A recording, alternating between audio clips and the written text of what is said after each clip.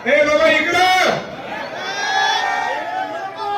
अच्छा काम कर रहा है ना, एक नंबर काम कर रहा है ना। ये एक नंबर काम कर रहा हूं उसके वास्ते हीरोज के पेट में गोले आ गए वाले हैं।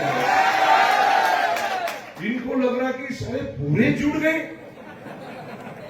मुसलमान थोड़ा बाजू में थे, अब हुनो भी बोल रहे कि भाई संतोष बांगर अच्छा है।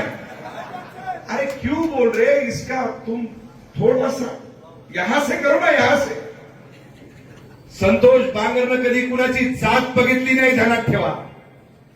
संतोष बांगरकर ज्या वेळेस तुम्हाला सांगतो कोणीही जातीचा, मराठी, माळी, साळी, कोळी, आन, आदिवासी, मारवाडी, ब्राह्मण, कोमटी, पारधी, वडर, चंभार, वंजारी, बौद्ध, मातंग आणि माझा मुस्लिम बांधव, कोणीही समाजाचा येऊ द्या, हा संतोष बांगर विचारत नाही त्याला की तू कोण्या पक्षाचा आहे का, तू कोण्या जातीचा आहे का, तू कोण्या धर्माचा आहे का, तू कोण्या पंथाचा आहे।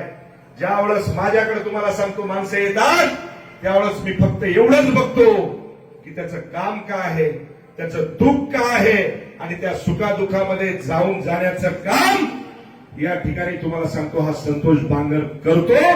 म्हणूनच या ठिकाणी तुमच्या माहितीसाठी सगळ्यांनाच वाटते की नाही यार संतोष